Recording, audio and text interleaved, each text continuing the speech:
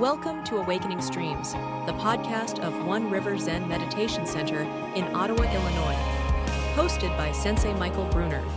Learn more, donate, and practice with us at oneriverzen.org. It's a wonderful practice. It's a wonderful practice. Each of us came here because of something in our life, something that sparked a deeper question. A question about the essence of our existence, about what's it all about what lies beyond the surface of things, about what lies beyond what we've been conditioned to believe. But to a certain extent, the conundrum we find ourselves in is that the question is already tangled in the net of our conceptual clinging. And in a strong way, it's actually shaped by it. As long as we operate from a place of knowing, we're caught. We're caught in the gravity of the self, and we're unable to escape the pull of reason. And so the self becomes a satellite in the orbit or service of, our prejudices, our fixed ideas. So what happens when we let go of knowing? Oh no. Oh no. We couldn't possibly do that.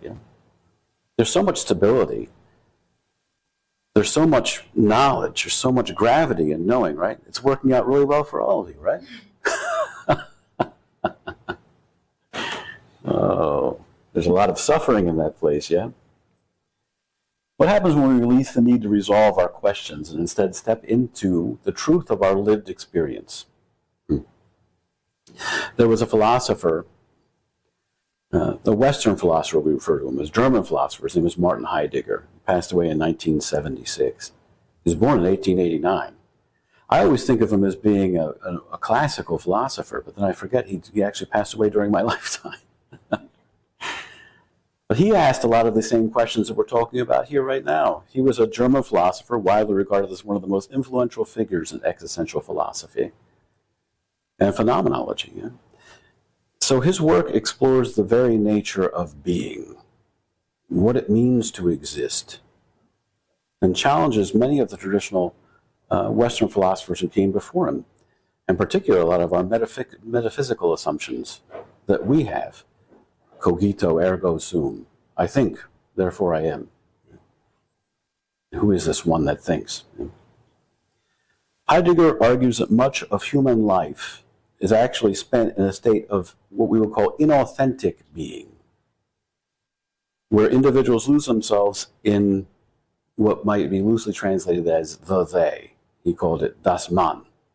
This is not the English man. This is better looked at as the they or the one.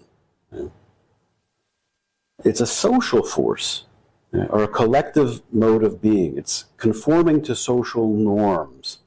It's conforming to some ideas of how we think we ought to be or how we think things should be and our expectations, rather than living in accordance with what he would refer to as our true essence.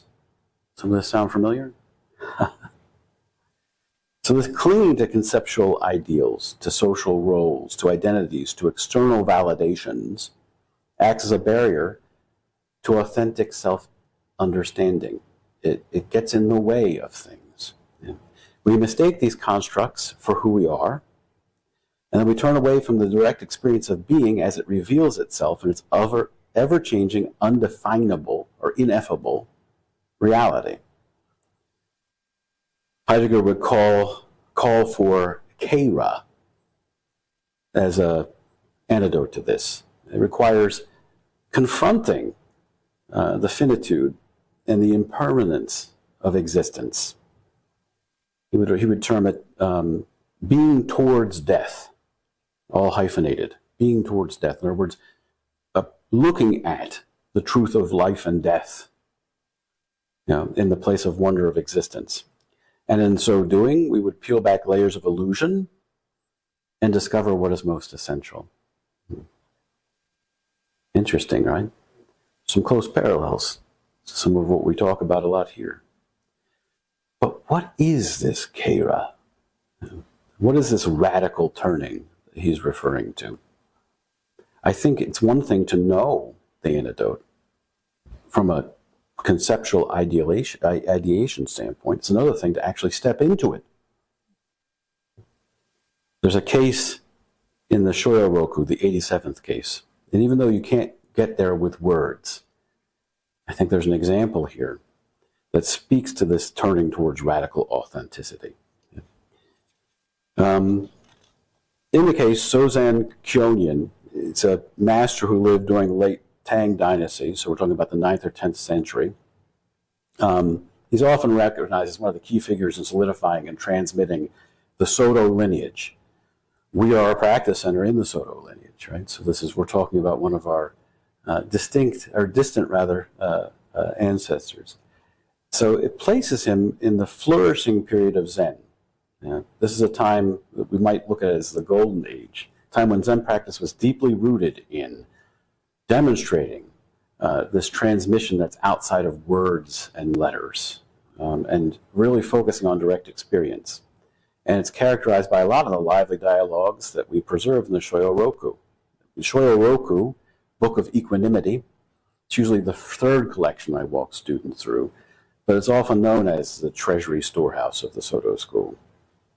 And in this case, Sozan travels roughly 1,000 miles on foot in a state of pretty much abject poverty to ask a question of Isan. Isan is a master of a temple. He'd heard a teaching from afar, and he needed the matter explained. So here's the main case. Attention. Sozan arrived at Isan's and asked, "I've heard that you say to be with or without words is like a vine dependent on a tree. When suddenly the tree falls, the vine withers. Where do the words return to?" Isan laughed aloud. "Ha ha ha ha." Sozan said, "I've come 4,000 li, which is roughly 1,000 miles, selling cushions. Osho, how can you play around with me?" Isan called his attendant and told him to get some money and give it to that monk. Then he prophesied, "Later on, there'll be a one-eyed dragon who will enlighten you." Later, Sozan left and arrived at Myosho's place and told him the same story. And Myosho observed, "I'd say that Isan was right from head to tail, but apparently he didn't meet up with the one who knows." Sozan again asked, "When a tree falls and a vine withers, where do the words return to?" Myosho said, "Once again, you make Isan laugh." At these words, Sozan had a realization and exclaimed, "From the first, Isan's laughter had a sword." So what's this all about? To be with or without words is like a vine dependent on a tree. When suddenly the tree falls, the vine withers. Where do words return to? We shape ourselves, right, on our conceptual understanding. Really, we define the perimeters of self this way. And we lose touch with our true suchness, with how we manifest or show up in this world. But who are we really? When the words drop away, what's there? That's the question. Is the answer that Isan gives. He just laughs. What's this all about? What's in that laugh? What's with any of the laughter that you guys display? What's in that? If I tell you a joke and you think it's corny, your laughter will betray you. It'll tell me the truth about your experience of my joke. That wasn't Isan's laugh. And I promise you that Isan's laugh was very genuine. Sozan said, "I've come 4,000 li selling cushions. Osho, how can you play around with me?" So compelling. He's basically saying, I have made my way here on foot over 1,000 miles. The only way I've been able to do it is by selling cushions along the way. He had brought us sewing supplies and a modicum of cloth. And that's how he's been making his way across the country to ask his question. We'd say, oh, what a sad thing. Oh, I don't know. What an amazing journey. A person who is that inclined to want to go see the truth, right? Who's willing to climb over hill and dale, in completely in abject poverty, isn't all that sad. But Isan can see that he's not going to walk into that laughter. He's not going to appreciate where Isan is pointing. And so he does the least that he can do. He says, go get him a few coins. Let him continue his search. He says, that's horrible. He's leaving that man to his delusion. No. No. No.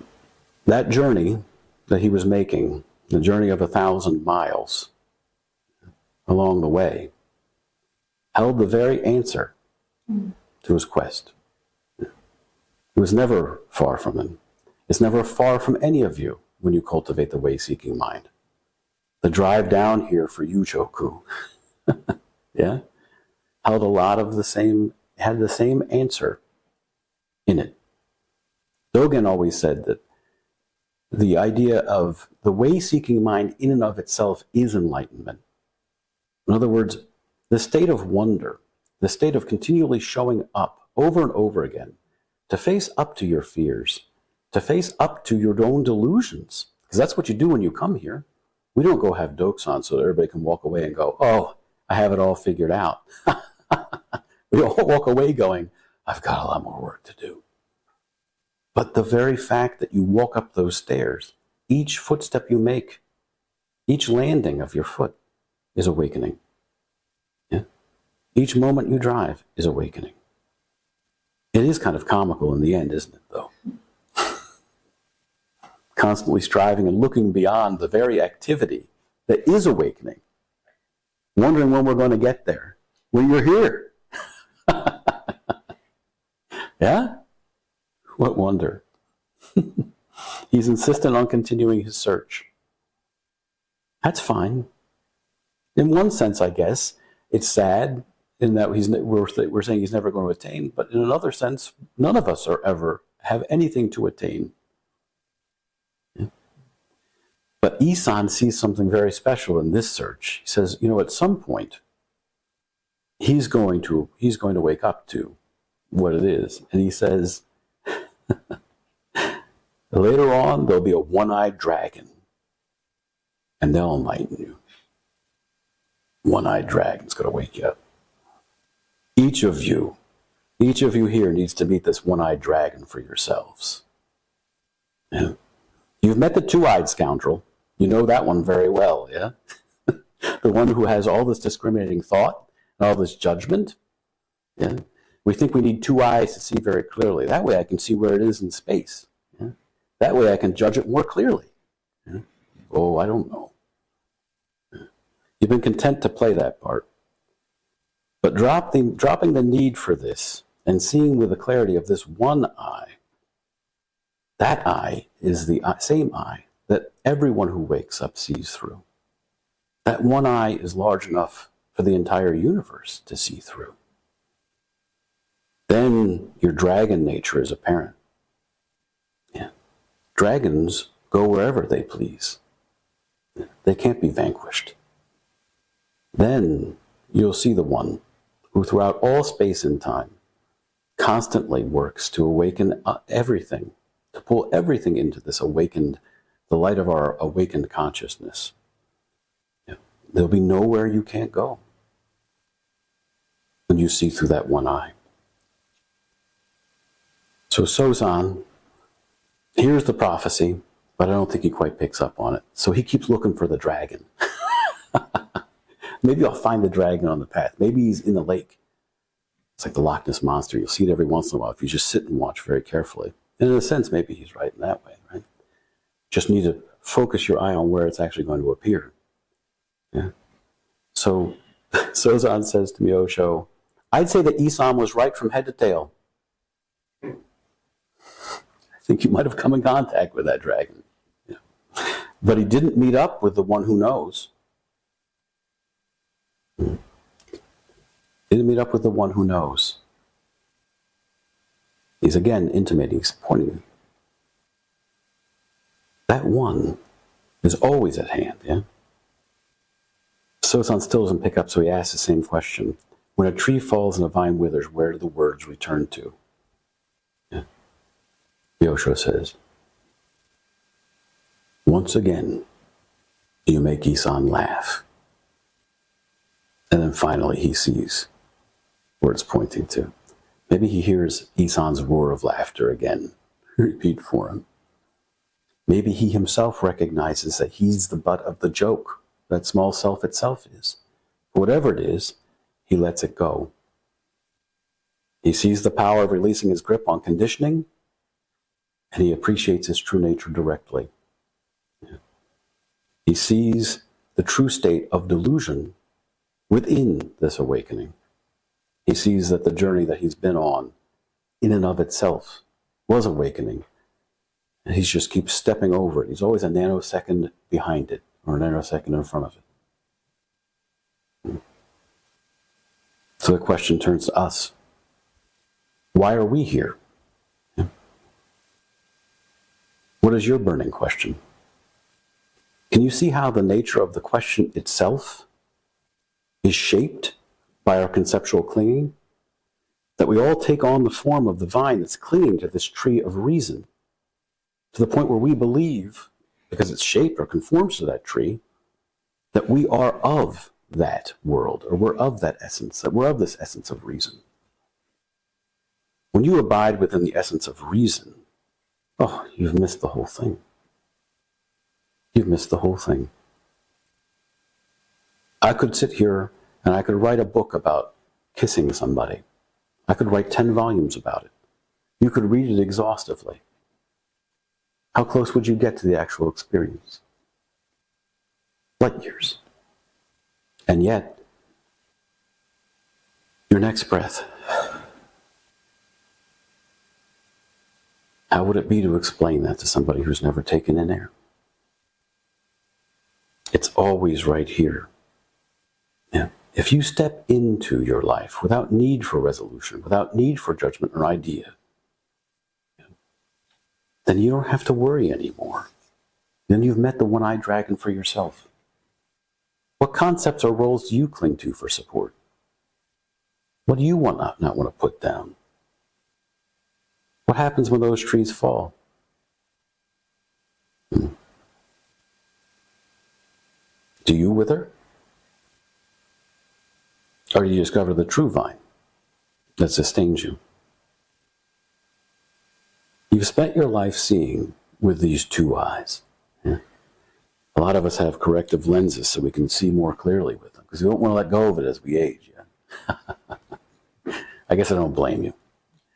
It does have its uses. Yeah? If you want to pass somebody, it helps to be able to have the depth of perception to know how fast you have to go. Yeah? But it's never going to help you see yourself very clearly. These two eyes of duality, right and wrong, self and other, with and without, just let that all go. Let the one-eyed dragon awaken within you and see through this clarity, or see with this clarity beyond judgment and striving. So you see, in the end, Heidegger came so close using the mind road. Yeah? And Sozan is showing that final last step on the way. He's pointing to it for us all to see. He's doing it right now.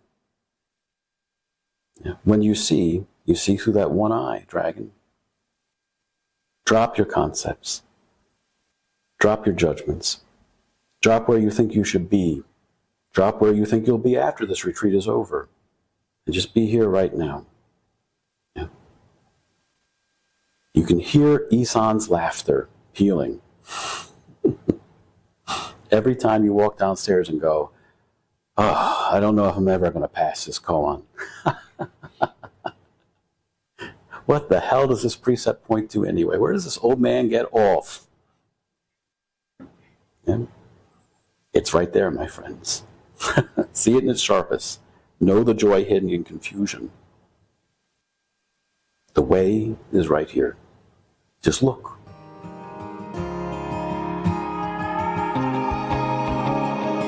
Thank you for joining us.